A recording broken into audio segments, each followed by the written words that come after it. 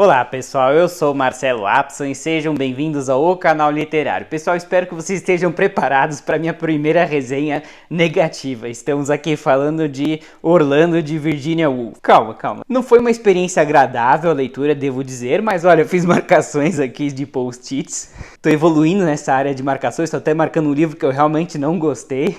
Mas antes peço-lhe a gentileza de já deixar seu like, mesmo esta sendo uma resenha negativa. E se você estiver se sentindo generoso e quiser se inscrever, então aproveite e já o faça agora.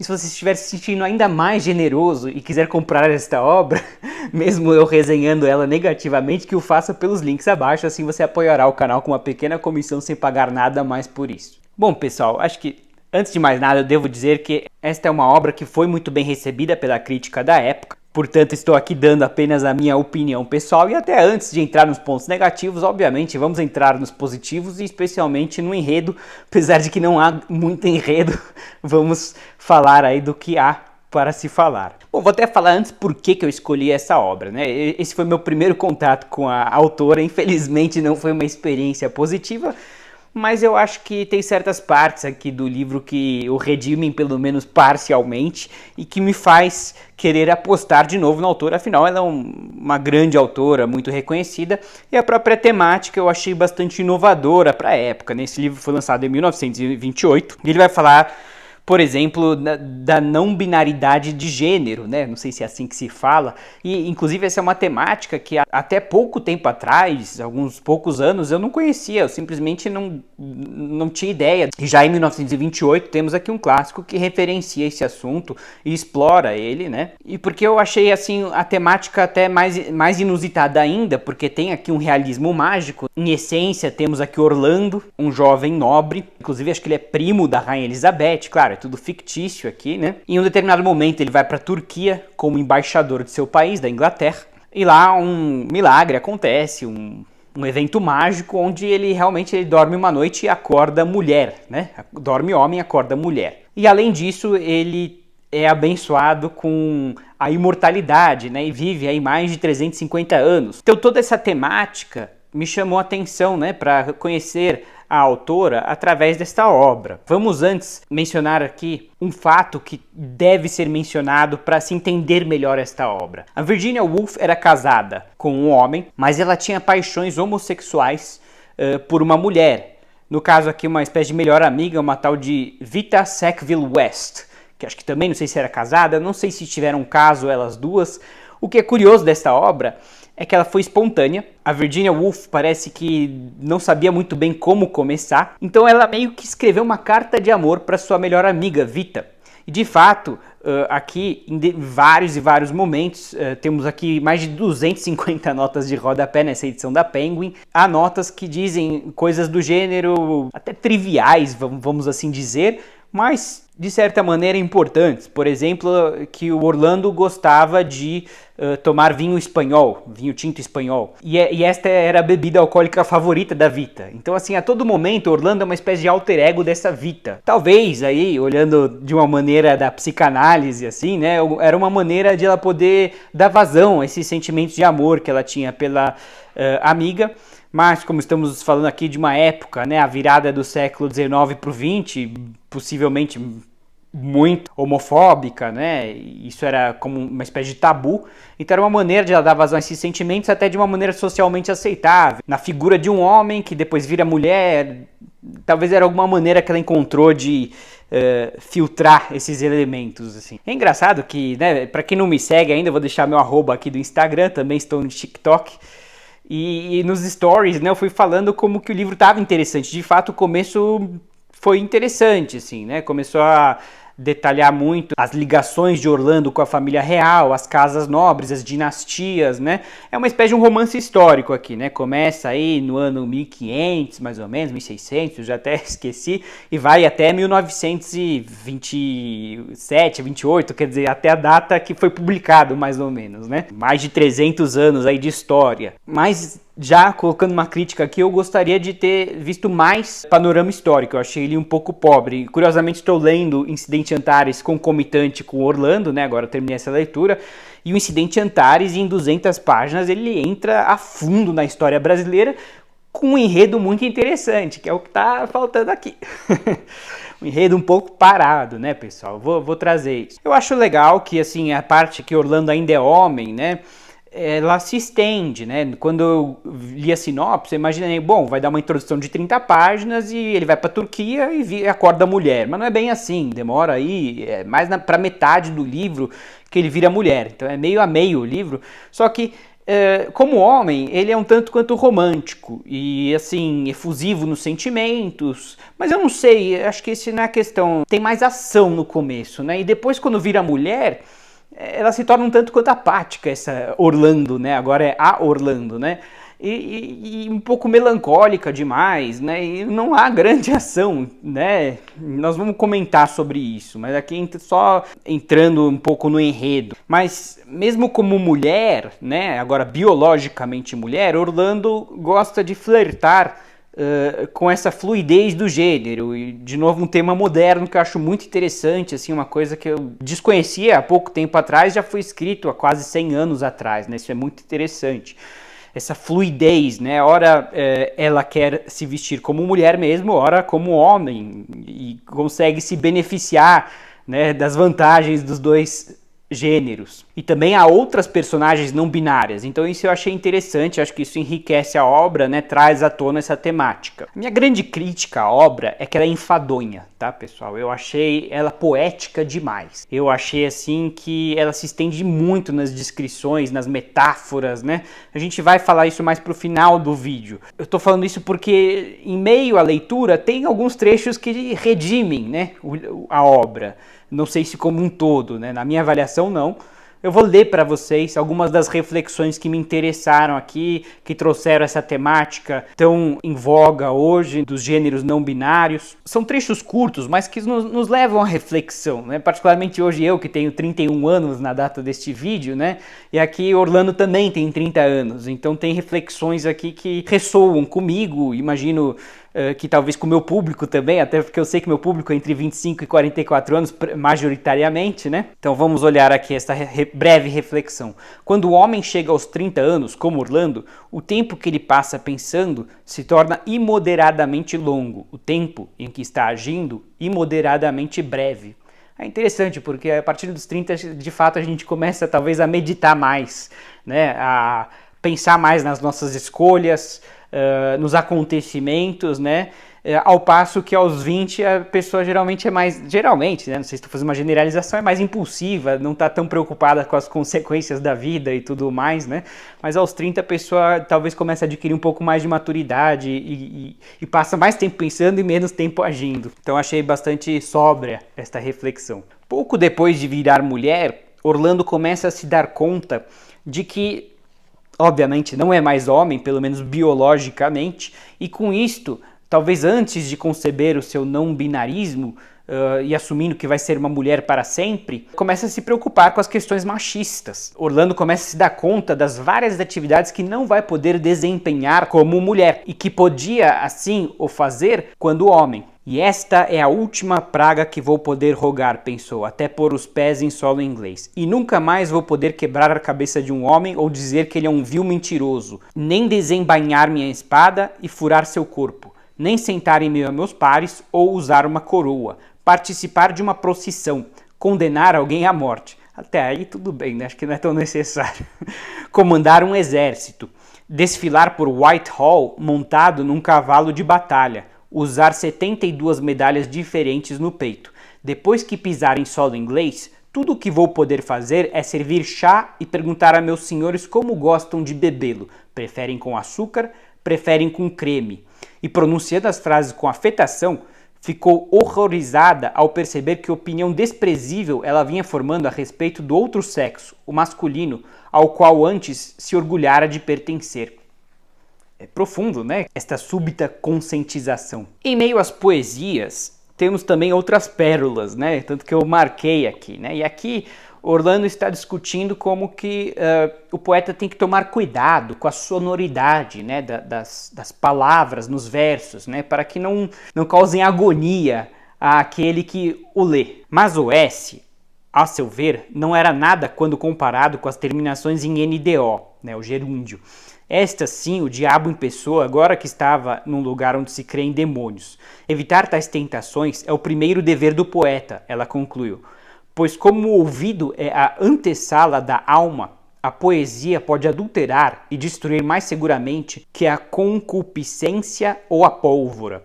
Assim, a função do poeta é a mais elevada de todas, continuou. Suas palavras alcançam onde outras jamais chegam. Uma tola canção de Shakespeare fez mais pelos pobres e infelizes do que todos os pregadores e filântropos do mundo. Por isso, nenhum gasto de tempo, nenhuma devoção será grande demais caso torne o veículo de nossa mensagem menos deformador. Precisamos moldar as palavras até que se transformem no mais fino invólucro de nossos pensamentos. Os pensamentos são divinos, etc. Agora vou ler aqui um trecho que vai explorar a não-binaridade do gênero. Apesar de diferentes, os sexos se misturam. Em cada ser humano ocorre uma vacilação entre um sexo e outro, e frequentemente são apenas as roupas que sustentam a aparência masculina ou feminina, enquanto por baixo delas o sexo é o oposto do que se vê na superfície. Todos têm experiência das confusões e complicações que daí decorrem, mas devemos agora abandonar a questão geral e observar unicamente o estranho efeito que isso teve no caso particular de Orlando.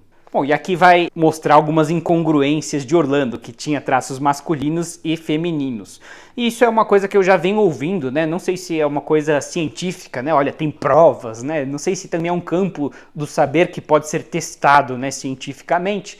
Mas eu já escutei muito essa máxima, né, de que todo mundo possui traços, né, masculinos e femininos. Comportamentos poderiam estar às vezes num outro espectro do gênero, né? Apesar de biologicamente a pessoa ser diferente. Então eu achei interessante essa referência aqui. Finalmente eu gostaria de trazer aqui uma última reflexão, né? Que talvez é essa destruição das ilusões, que eu acho que é um processo de maturidade. Eu tenho essa impressão que ao passo que as pessoas envelhecem, elas ficam um pouco mais cínicas, desiludidas da vida, né? Mas ao mesmo tempo a ilusão é talvez necessária, né, para a vida, né? Se a pessoa não acreditar em algo, acho que ilusão não precisa necessariamente ser algo falso, né? Mas assim, a pessoa acreditar em algo é meio que essencial, né? O niilismo é perigoso, digamos assim. As ilusões estão para a alma como a atmosfera para a terra.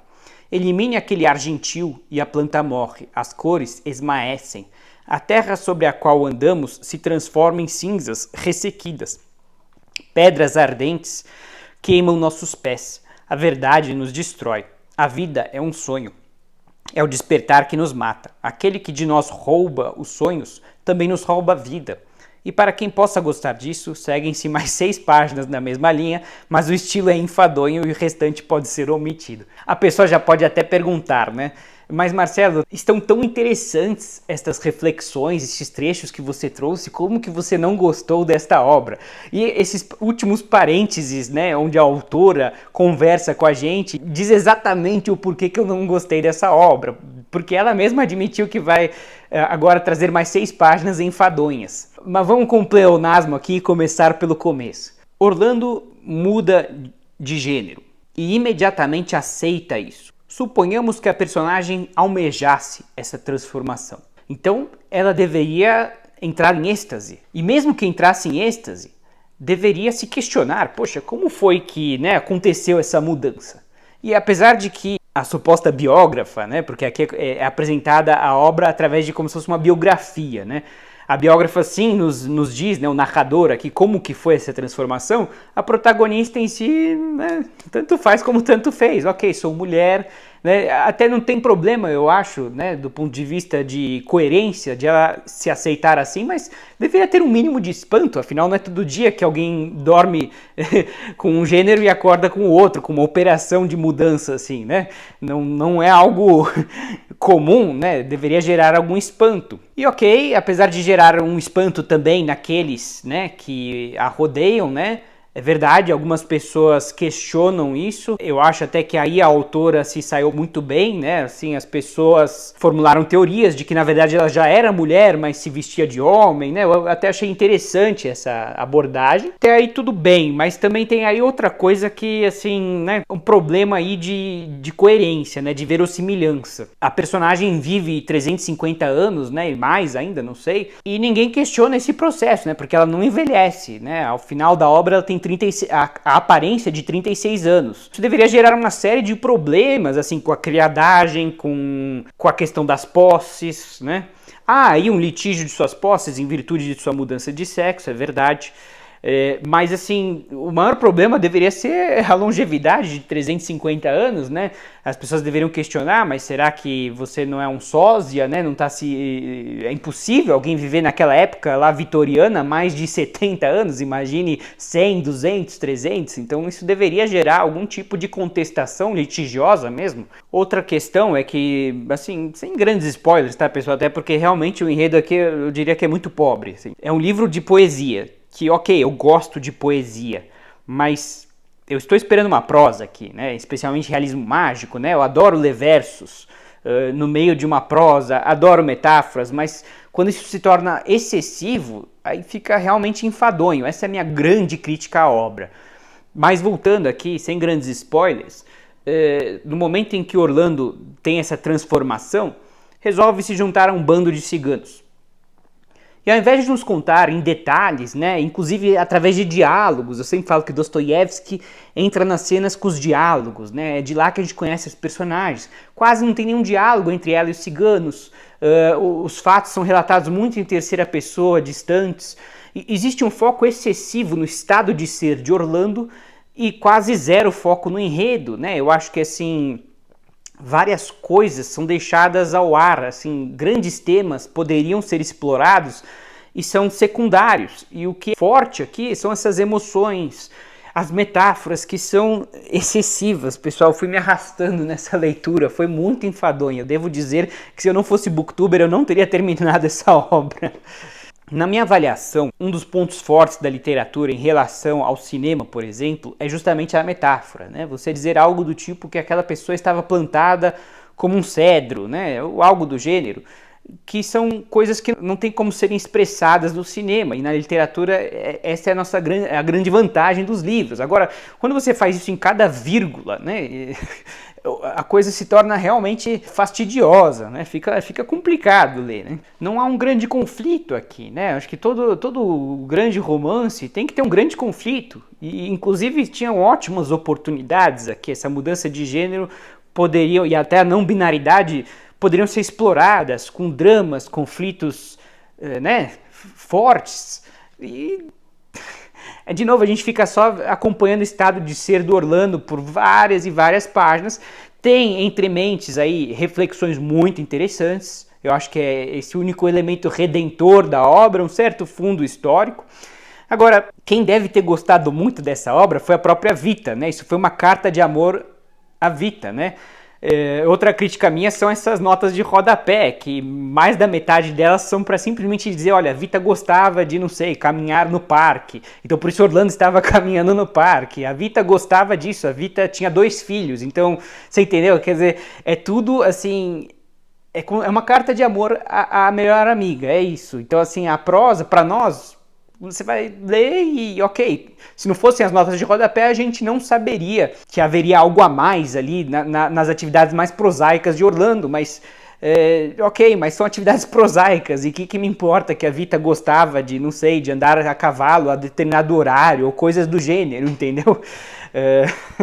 Dá pra ver que eu tô um pouco alterado aqui, né? É que são 285 páginas aqui que não foram fáceis, pessoal. Eu achei a prosa excessivamente densa. E outra crítica aqui que eu tenho é que, a miúde, as personagens vão ter miragens, não bem miragens, né, mas vão imaginar coisas, né, e a gente não sabe disso, né, a autora vai simplesmente escrevendo no meio, não sei, e de repente apareceu um castelo e uma criadagem em todo esse castelo, e lá tinha um velho e não sei o que, e começa a contar todo um devaneio, digamos assim, da personagem, mas sem dizer que é um devaneio, né, fica muito nas entrelinhas, e eu francamente eu não tenho essa perspicácia toda de perceber, bom, aqui é uma ilusão, não sei, né, então na minha avaliação isso isso dificulta ainda mais a leitura, que já não é muito tranquila. Eu fico lá relendo os trechos para entender, mas peraí, é de verdade isso ou não, né? Estamos num devaneio da personagem, como é que é essa questão? Aqui, para dar um exemplo aí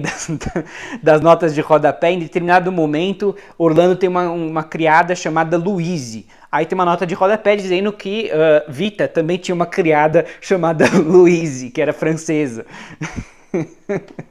Gente, para dificultar ainda mais, as notas de rodapé estão no final do livro. Então, vira e mexe, são 250 notas, né? Então, você tá lendo um trecho, aí vai falar determinada coisa e tem o númerozinho indicando que tem uma nota. Aí você tem que ir até lá, localizar a nota, aí você volta. Aí você já perdeu a página daquela nota de rodapé e 2, 3 linhas abaixo tem outra nota de rodapé. E eu que sou um tanto obsessivo, vou indo atrás das notas, né? Eu falo, não, de repente é uma informação importante que eu tô perdendo aqui. Em determinado momento eu comecei a pular algumas notas, mas outras eu fui, né, vendo. Aí eu lembro que justamente tinha essa que Orlando estava tomando um vinho tinto espanhol. Aí tinha uma nota de rodapé lá. Eu falei, é porque a Vita gosta. Eu abri e estava escrito lá, a Vita gostava de tomar vinho tinto espanhol. Perdi meu tempo. Gente, eu não sei. Tem muitas resenhas positivas sobre Orlando. O que eu posso dizer é que a prosa, para mim, é excessivamente poética. O enredo eu achei muito fraco.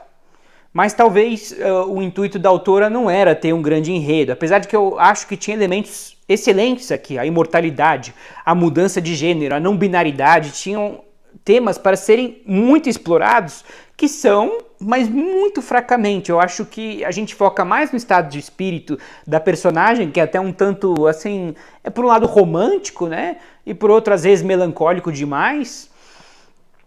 Detalhes da natureza, tinham caracóis andando e pássaros chiureando, sei lá, e a natureza aqui e ali, mas assim, peraí, né, nós estamos dando atenção aos elementos secundários e aos primários, que eu acho que tem aqui elementos fortes que poderiam dar um enredo sensacional, né, são deixados em segundo plano. Agora, talvez era essa a intenção da autora, né? Assim, algo mais romântico, poético, e não se preocupando tanto com o enredo, com coesão, coerência, verossimilhança, né? Porque eu entendo que até realismo mágico tem que ter uma verossimilhança, né? Assim, ok, alguém tem algum poder especial que ninguém tem, então isso tem que chocar as pessoas, né? Tudo bem que já estamos falando de coisas sobrenaturais, mas a reação humana pelo menos tem que ser natural, né? Então, assim, isso não me convenceu muito bem. O que eu acho, pessoal, até me vem à cabeça uma metáfora do MasterChef, acredito eu, do chefe Fogaça. Eu gosto de MasterChef, tá, pessoal? Faz tempo que eu não vejo, mas... Ele falou qualquer coisa assim, o sabor é o principal. É meio óbvio falar isso. Acho até que foi o Jacan ou foi o Fogaça, não sei. Mas que o sabor é o critério principal. Se você tem uma apresentação ruim do prato, mas um sabor bom, é melhor do que uma apresentação excelente e um sabor ruim. Então, acho que a minha impressão é que como o sabor aqui para mim ficou ruim, amargo, a apresentação também até, né, eu comecei a perceber mais os detalhes, né, que me incomodaram. O que eu quero dizer com isso é que, assim, como a experiência foi enfadonha para mim, né, foi assim, eu fui me arrastando, né, foi realmente maçante. Então eu comecei a prestar atenção em todos os, entre aspas, erros ou críticas que eu tinha a fazer sobre a estrutura, né. Enquanto que se fosse prazerosa esta leitura, talvez eu nem percebesse tanto as contradições, né, os defeitos da obra. Mas eu acho que de repente a proposta não era fazer uma prosa, né, mas uma poesia em prosa, digamos assim. Se este era o intuito, então ok, de repente é uma boa obra mesmo, mas eu que estava buscando uma prosa interessante, né, me perder aqui nas páginas, eu mais me perdi tentando entender o que a autora estava querendo me dizer, assim, com tanta metáfora, uma atrás da outra, e com ilusões que não eram ilusões, e com uma escrita densa, né, em descrições, em não sei o quê, e um enredo principal deixado de escanteio. Essa aqui é a minha avaliação da obra, é negativa, mas de repente, se você gosta de poesia, se você gosta da temática, eu ainda acho que não sei se vale a pena ler a obra só por causa da temática, porque eu achei não tão prevalente. Ela sim aparece aqui, mas eu acho que deveria ser mais bem explorada. Então é isso, se você gostou aqui da minha crítica, já deixe seu like, se inscreva no canal para mais conteúdos literários e quem sabe a Virginia Woolf ainda me faça feliz. Até a próxima, um abraço.